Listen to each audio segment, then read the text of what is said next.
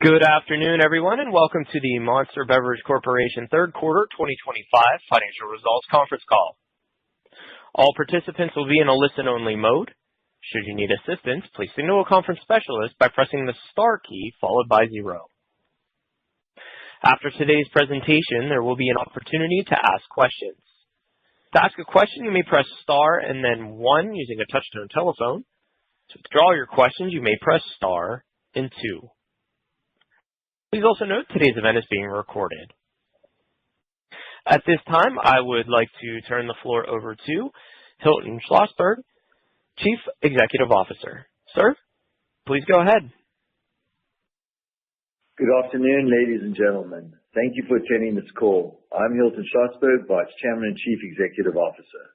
Also on the call are Tom Kelly, our Chief Financial Officer, Emily Thierry, our Chief Commercial Officer, Rob Gearing, our Chief Growth Officer, Guy Carding, our President of EMEA and OSP, and Mark Astrachan, our Senior VP of Investor Relations and Corporate Development. Mark will now read our cautionary statement. Before we begin, I would like to remind listeners that certain statements made during this call may constitute forward-looking statements within the meaning of Section 27A of the Securities Act of 1933 as amended, and Section 21E of the Securities Exchange Act of 1934 as amended, and are based on currently available information regarding the expectations of management with respect to revenues, profitability, future business, future events, financial performance, and trends. Management cautions that these statements are based on our current knowledge and expectations and are subject to certain risks and uncertainties, many of which are outside the control of the company that may cause actual results to differ materially from the forward-looking statements made during this call. Please refer to our filings with the Securities and Exchange Commission, including our most recent annual report on Form 10-K, filed on February 28, 2025, and quarterly reports on Form 10-Q, including the sections contained therein entitled Risk Factors and Forward-Looking Statements, for discussion on specific risks and uncertainties that may affect our performance. The company assumes no obligation to update any forward-looking statement, whether as a result of new information, future events, or otherwise. I would also like to note that an explanation of the non-GAAP measures, which we refer to as adjusted where applicable, mentioned during the course of this call, is provided in the notes in the condensed consolidated statements of income and other information attached to the earnings release dated November 6, 2025. A copy of this information is also available on our website, www.monsterbevcorp.com, in the financial information section. Please note that like last quarter, scanner data, which was previously provided on earnings calls, is included in an exhibit filed with our 8K. We point out that certain market statistics that cover single month or 4-week periods may often be materially influenced, positively or negatively, by promotions or other trading factors during those periods. I would now like to hand the call over to Hilton Schlosberg. Good afternoon, and thank you for joining us. We're pleased to report yet another quarter of strong financial results and cash generation with record quarterly net sales, gross profit dollars, operating income, and net income. The percentage growth rates in reported gross profit, operating income, net income, and earnings per share all outpaced our growth rate in net sales. Overall, the global energy drink category remains healthy with robust growth. We believe household penetration continues to increase in the energy drink category, driven by functionality and lifestyle positioning, diverse offerings that appeal to an increasingly broad and loyal consumer base, and affordable value offerings in addition to premium offerings. In the United States, according to Nielsen, for the recently reported 13-week period through October 25, 2025, sales in dollars in the energy drink category, including energy shots, for all outlets combined, namely convenience, grocery, drug, mass merchandisers, increased by 12.2% versus the same period a year ago. In EMEA, the energy drink category, according to Nielsen, for our tracked markets for the recently reported 13-week period, which differ from country to country, grew at approximately 13.3% versus the same period last year, Forex neutral.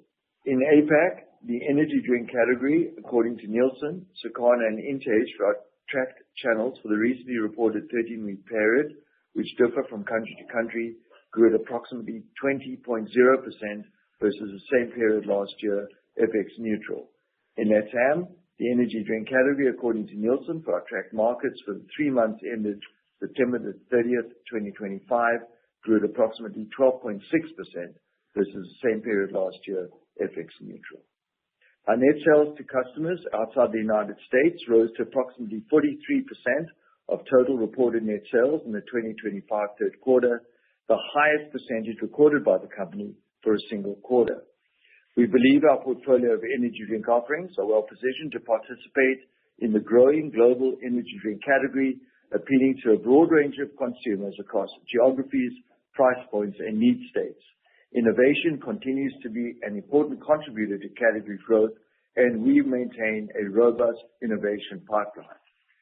Turning to marketing, our marketing messaging continues to resonate globally as we built strong momentum through the summer, with marketing efforts focused on growing the core business and attracting new consumers. Highlights in the third quarter included the continued success of the Monster-sponsored McLaren Formula One team. A Monster Energy Lando Norris Zero Sugar product was well received in EMEA and has recently been introduced in Texas, California, and the Las Vegas metropolitan area as an LTO limited time offering, with a nationwide launch planned in 2026. The Summer X Games in Salt Lake City provided significant brand exposure as Monster Energy was once again the primary sponsor. Other major sponsorships and events during the quarter included the UFC, the Motocross Finals in Las Vegas, the Monster Energy MotoGP of Catalunya, Spain, and Outside Lands Music Festival in San Francisco, among others. The Ultra brand family continued its strong performance with the introduction of a digital media campaign centered around Zero Sugar Flavors Unleashed, complementing the viral social media surge of flagship White Ultra Zero, together with robust merchandising activity at retail. During the third quarter of 2025, the impact of tariffs on our operating results is modest. In general, while our flavors and concentrates are manufactured both in the US and Ireland at the present time, production of our finished products takes place locally in our respective markets. Despite the modest impact on our business in the third quarter, the tariff landscape continues to be complicated and dynamic.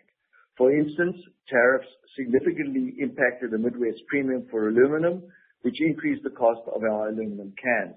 We also import some raw materials into the United States, export certain raw materials for local markets, and export limited quantities of finished products. We do not believe, based on our business model, that the current tariffs would have a material impact on the company's operating results. However, we expect it will continue to have a modest impact in the fourth quarter of 2025 and in 2026.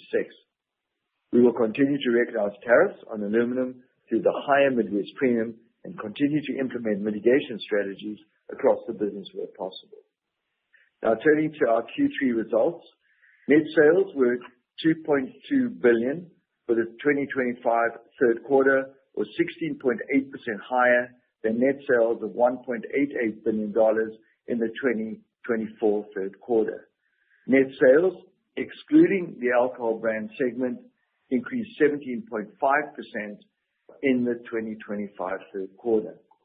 Net changes in foreign currency exchange rates had a favorable impact on net sales for the 2025 third quarter of $31.8 million. Net sales on a foreign currency adjusted basis increased 15.1% in the 2025 third quarter. Net sales, excluding the alcohol brand segment, on a foreign currency adjusted basis, increased 15.8% in the 2025 third quarter.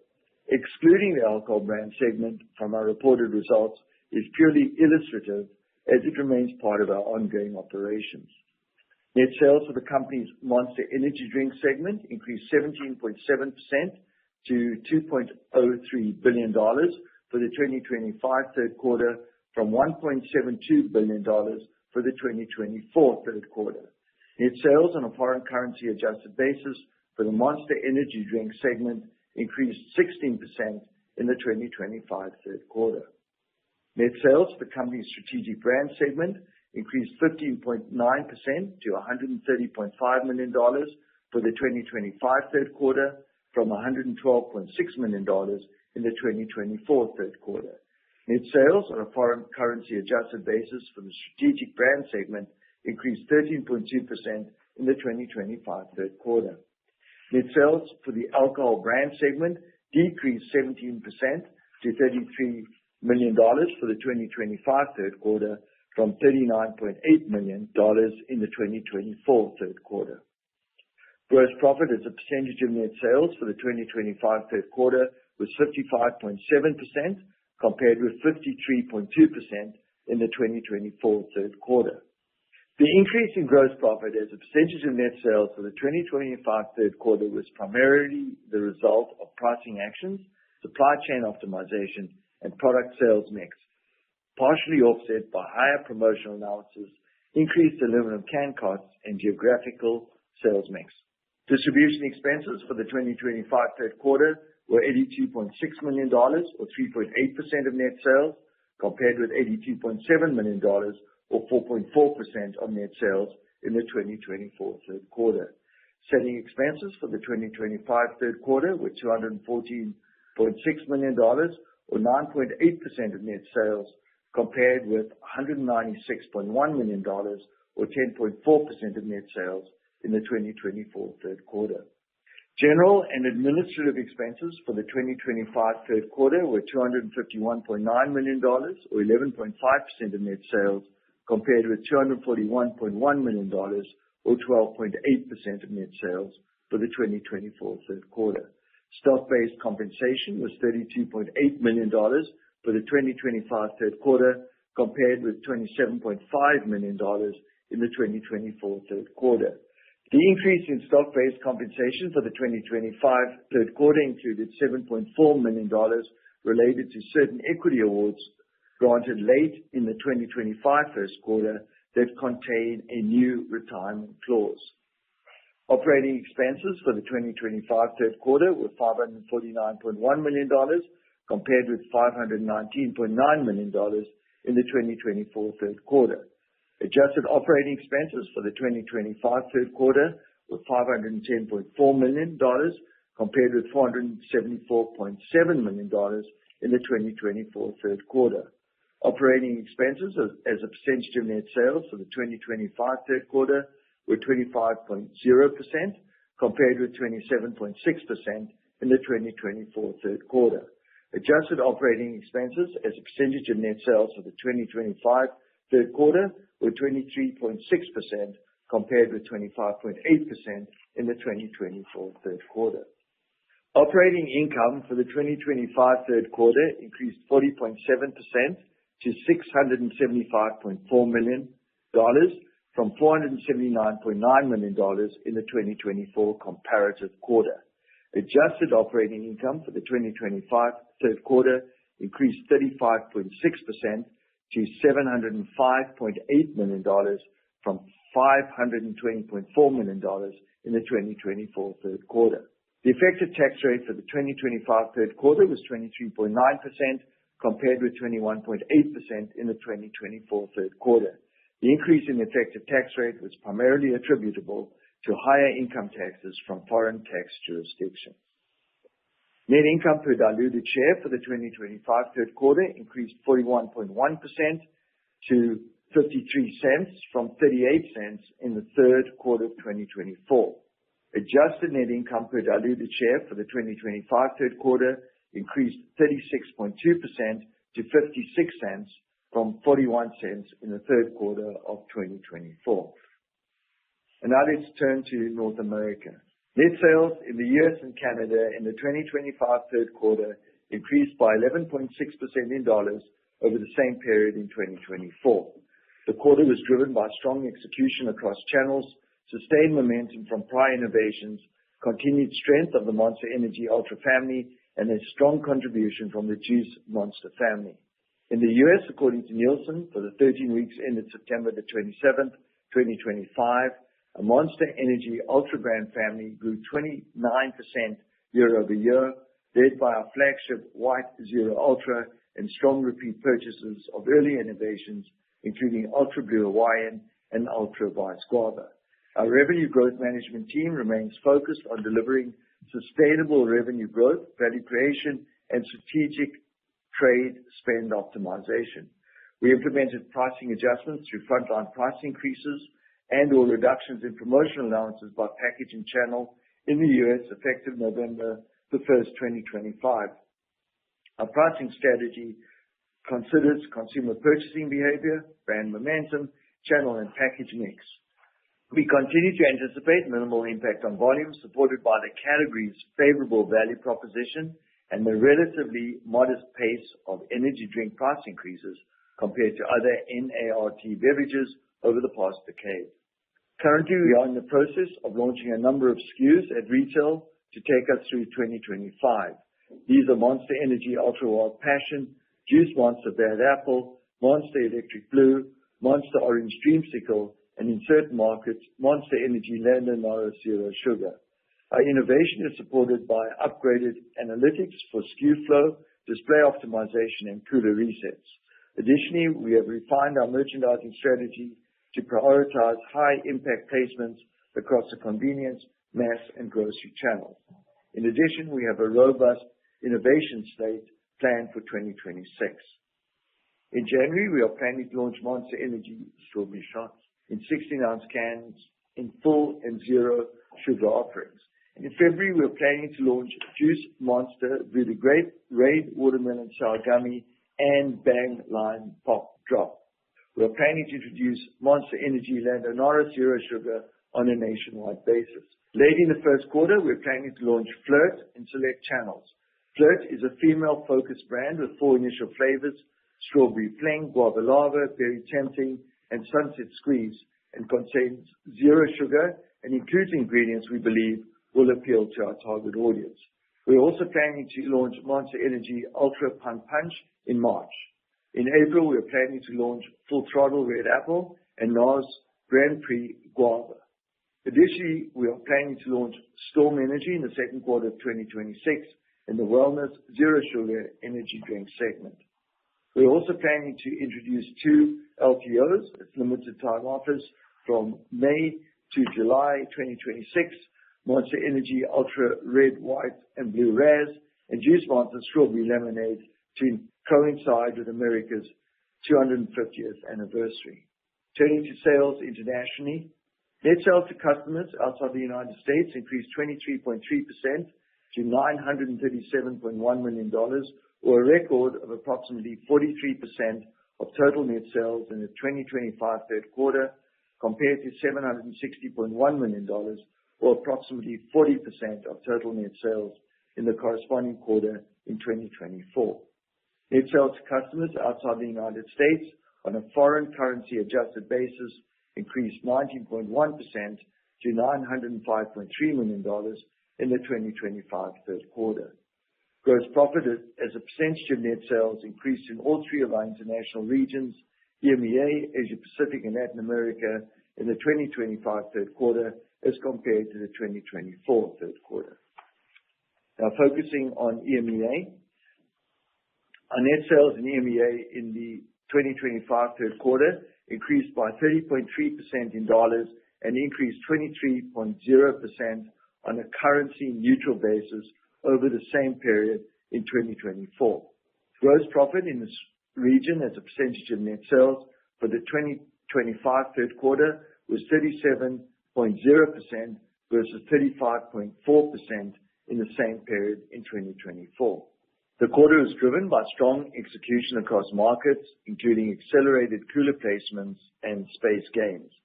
Sales growth reflects contributions from both existing SKUs and 2025 innovation, with growth from all brand families, especially the Monster Energy Ultra and Juice Monster families. Energy drink category growth remains healthy, with Monster outperforming the category in the majority of EMEA markets. According to Nielsen, in all measured channels in Coca-Cola Euro-Pacific Partners Western European markets, the Monster Energy brand was the fastest growing FMCG brand by value and value growth year to date.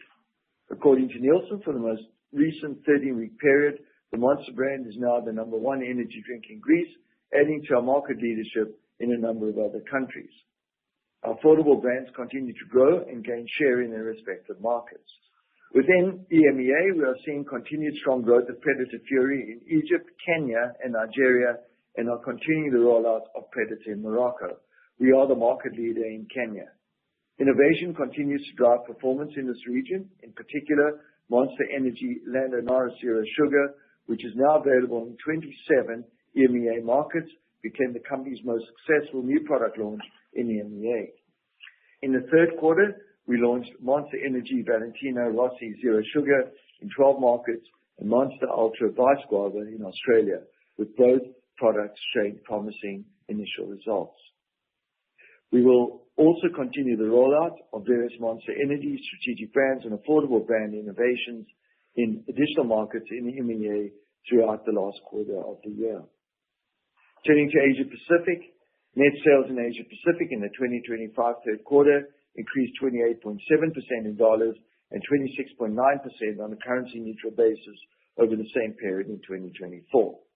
Gross profit in this region as a percentage of net sales for the 2025 third quarter was 40.7% versus 40.2% in the same period in 2024.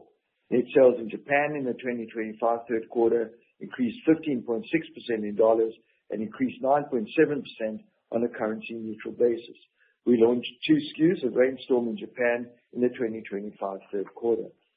Net sales in South Korea in the 2025 third quarter increased 23.9% in dollars and increased 23.6% on a currency-neutral basis as compared to the same quarter in 2024. Net sales in China in the 2025 third quarter increased 42.9% in dollars and increased 42.0% on a currency-neutral basis as compared to the same quarter in 2024.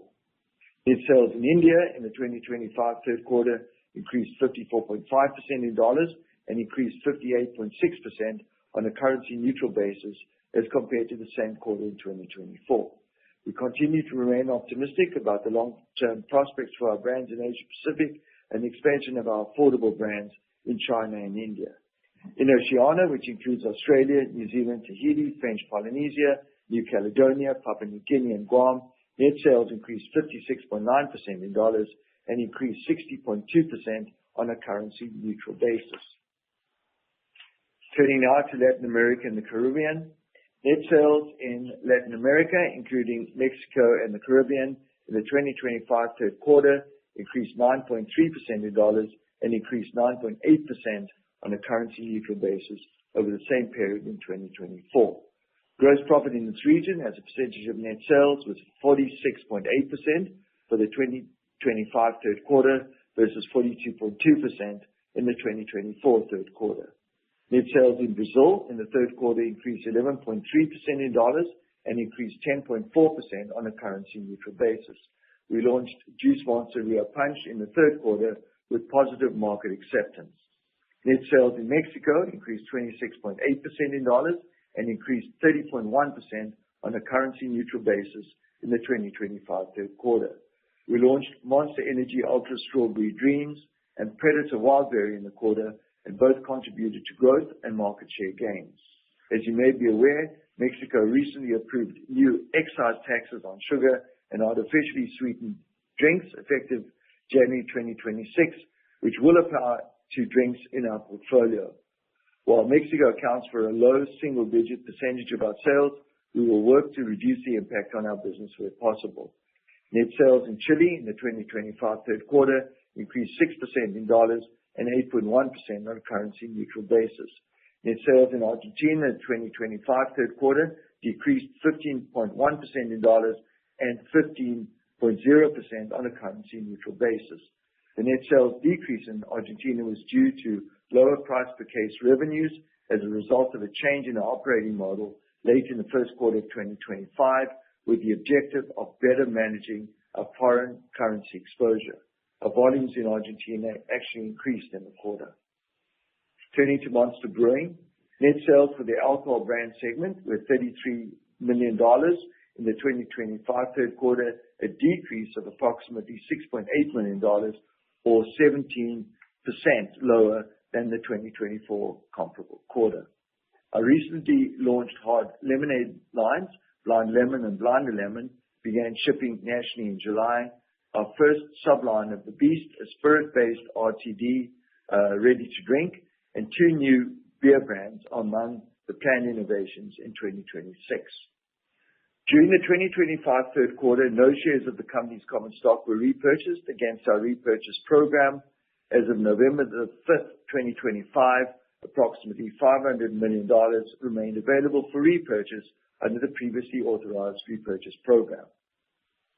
Turning now to October 2025 sales, we estimate that October 2025 sales on a non-foreign currency adjusted basis were approximately 14.1% higher than the comparable October 2024 sales and 14.5% higher on a non-foreign currency adjusted basis, excluding the alcohol brand segment.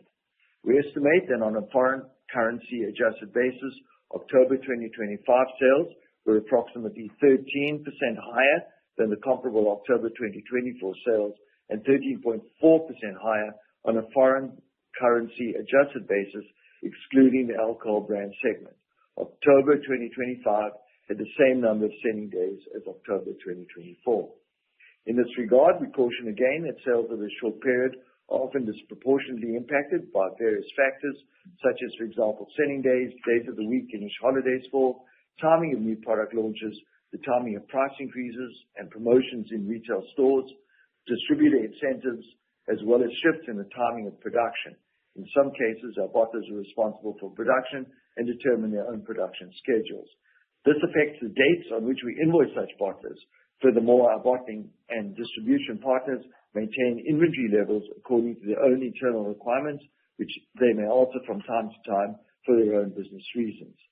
We reiterate that sales of a short period, such as a single month, should not necessarily be imputed to or regarded as indicative of results for a full quarter or any future period.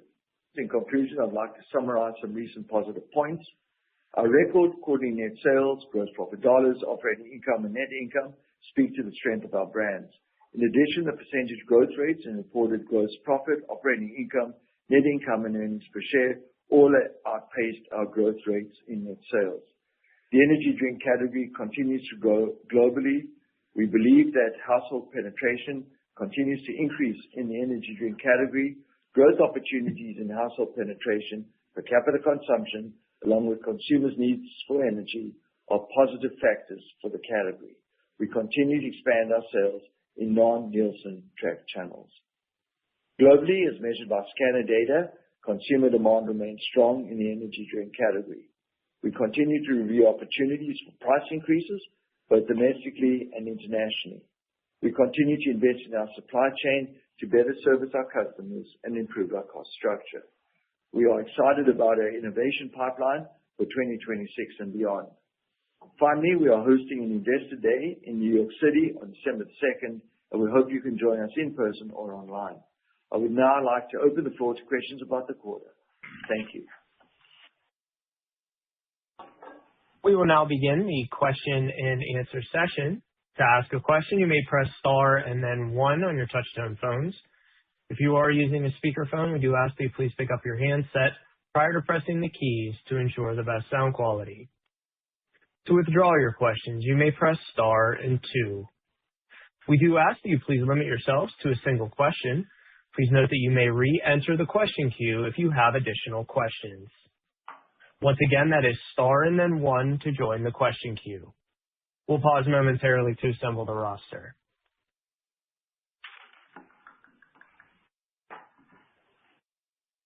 And our first question today comes from Dara Mohsenian from Morgan Stanley. Please go ahead with your question. Hi, guys. So I just wanted to touch on EMEA revenue growth, strong reported results in the last couple of quarters. We're also seeing really robust retail takeaway in Nielsen in Western Europe, in what's, countries that are more developed with higher per capita consumption. So just wanted to get your perspective on what's driving the strong category growth in Western Europe, perhaps compare and contrast that with the U.S. category acceleration we've seen over the last year. And the second part of that strength in EMEA is Monster's market share has accelerated in the last couple quarters here. So I know Hilton touched on some of the factors in the prepared remarks, but perhaps just give us a bit more detail on what's also driving the Monster share acceleration in EMEA. Thanks. Sure, Dara. That's a long question, but I'll do my best to answer it. Category acceleration in Europe fundamentally driven by strong value proposition that we have with energy products compared to other NARTDs, combined with brand image. Image is really important in our industry, and category functionality, which all combine to make energy drinks all-day, multi-occasion beverages with a wide appeal across age groups. We've also had this ultra-wide viral social media growth through the internet, and following that, a lot of endorsements. And for those of you who haven't followed that on social media, it's something really worth seeing.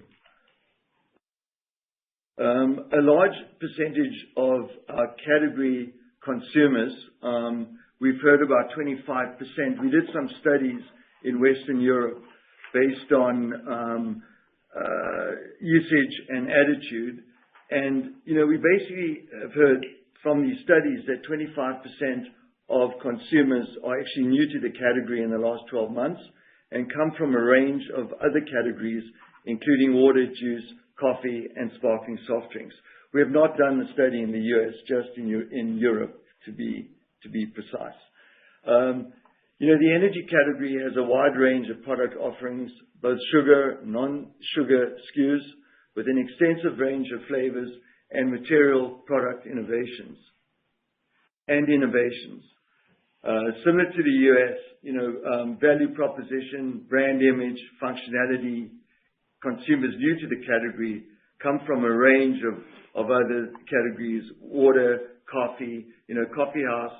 Coffees are becoming really expensive, and, energy drinks are seen as a more affordable alternative.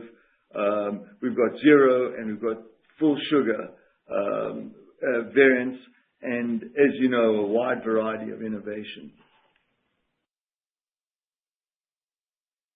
And if we talk about share gains, that was another part of your question. Mark just sent me a note and said I didn't answer your question properly. I have to talk about share gains.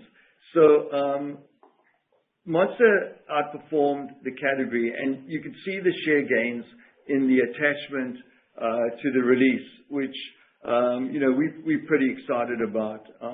The achievement in EMEA in market share was pretty phenomenal. So again, we outperformed the category with growth driven both from innovation and from existing SKUs, which are consumer favorites. And that's really important about our business, is that growth is driven by innovation as well as from existing SKUs. Whereas if you look at the rest of the category, they are mainly dependent on innovation for growth. The Ultra brand platform has led the growth, with Ultra White supported online, as I mentioned, and social media consumer endorsements, together with really good Ultra innovation. Growth in the Monster SKUs has Monster Green, Juice Monster, has added to the positioning in Europe, and Lando Norris Zero Sugar. You add that all together, and that combined to drive growth ahead of the category. Lando Norris was, as I mentioned in the script, one of the best launches we've ever had in EMEA, and we've had some good results in the US as well, in the limited markets where we have released Lando Norris Zero Sugar. So sorry I was a bit long-winded, but I hope that answered your question. Mark seems to be happy. So. Our next question comes from Peter Grom from UBS. Please go ahead with your question. Great, thanks. Good afternoon, everyone. Hilton, I was hoping to just get your perspective on the top line trajectory from here, but more from a category standpoint.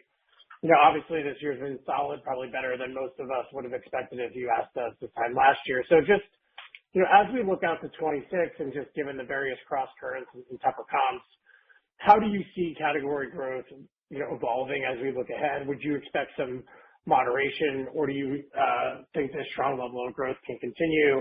And then just quickly, more of a housekeeping, the quarter to date number, sometimes there can be a shift in ordering patterns around pricing adjustments. So just curious if there was any sort of benefit from that in the October number. Thanks. Okay, so we did not see a benefit in this quarter from the price increase that we will talk about if anyone asks a question, that is effective November 1, and including October. So we did not see any impact in the quarter and in October either. So just looking at the key drivers of growth, and then we can talk about your question for 2026. But again, we don't give guidance. But as I talk through what I believe are the key drivers for the category and for growth, we can get a feel, or you can get a feel of what could happen in 2026. Number one, we spoke about the value proposition relative to other beverages, relative to coffee house coffees. So that's something that I believe is really important in the growth that we are seeing. We're seeing increasing household penetration. We're seeing new entrants into the category. Monster has always stood for image. Image is really important, and image is really important in the energy drink category. We've spoken about innovation, the need state for energy. There's a huge, everyone wants energy. They need energy, and we offer that.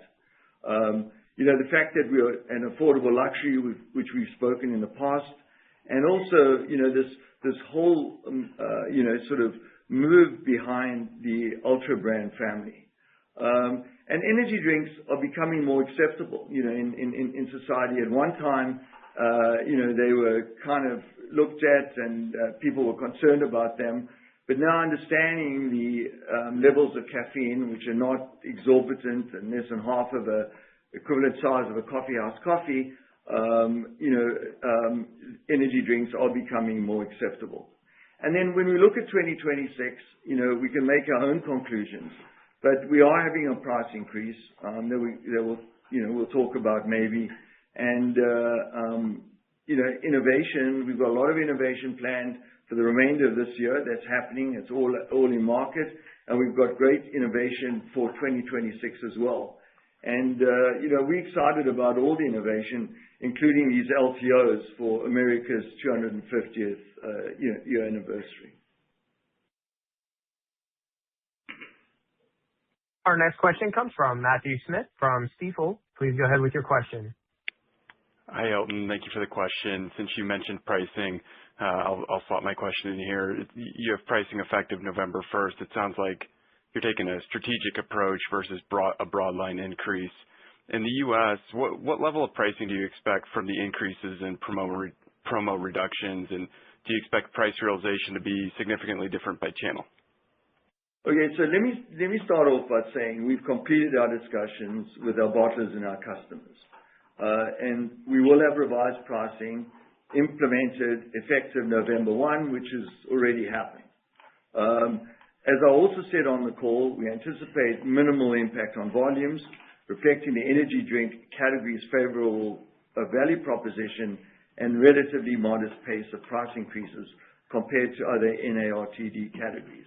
And now I'm just going to hand this question over to Rob Gehring, who has been Chief Growth Officer, as most of you will know, who's been intimately involved in implementing the price increasing, and it's better you hear it from him rather than from me. So Rob, please go ahead.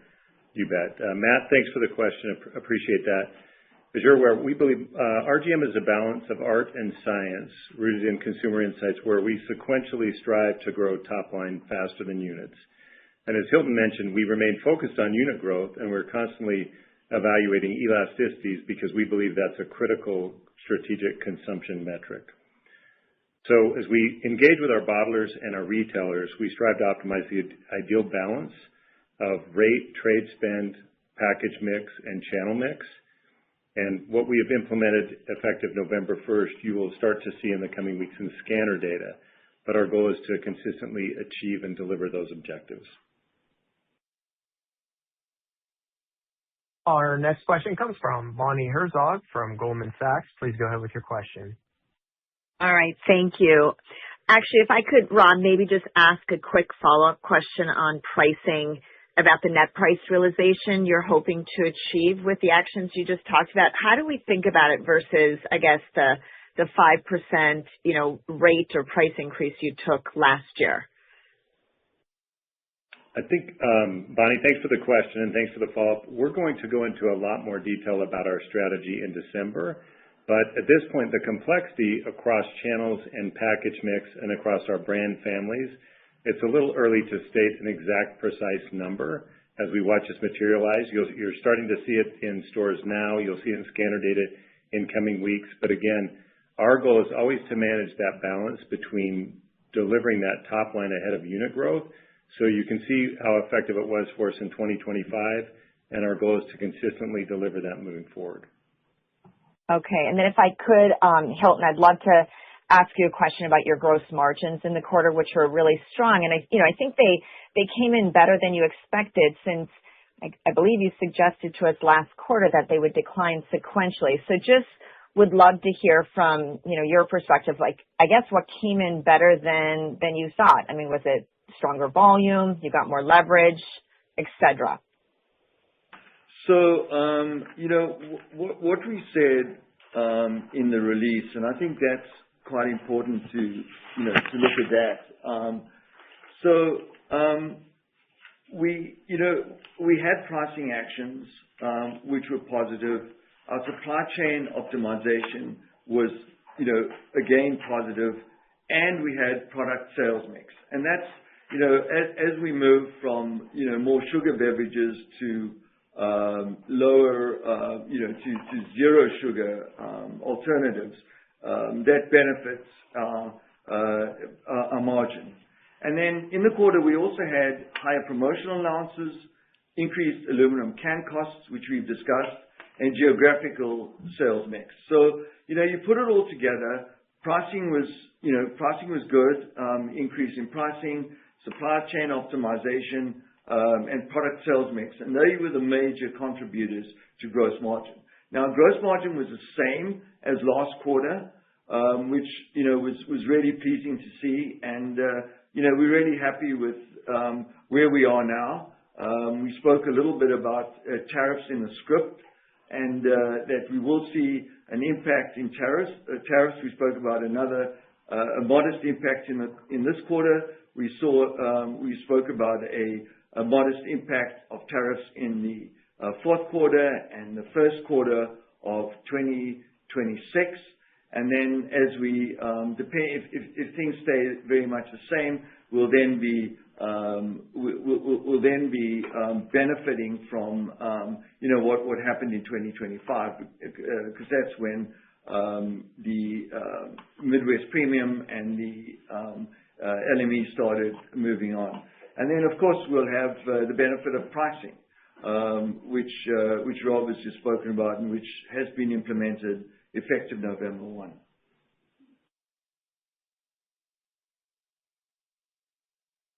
And our next question comes from Kaumil Gajrawala from Jefferies. Please go ahead with your question.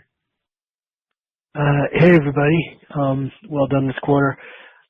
A question on the contribution of affordable energy around the world and its sort of impact on margins. The long history has been margins of international have been lower than the U.S. Now with the launch of affordable energy and given the margin profile, is that the sort of product that can maybe narrow that gap in margins of international versus the U.S., or is it perhaps just not big enough at this stage to help bridge that? Yeah, one of the problems internationally, as I've spoken on many occasions, is that the pricing internationally is not the same pricing that we're able to achieve in the U.S. And that we look at some of our competitors and we have to, as you compete in a market, we have to price ourselves competitively. And we found that if we stray more than a certain percentage from a large competitor, it does impact volumes. So, we have to be very careful with pricing internationally. Plus, in most countries, our costs are a lot higher because in the US, we have significant scale. So now turning to affordable energy, I think affordable energy, because it's a concentrate, will actually benefit overall margins internationally, but not to a significant degree, I would believe. But it will be a positive contribution because it's a concentrate model, and as you know, concentrate models really generate higher margins than finished good models, which we run on with our Monster brands.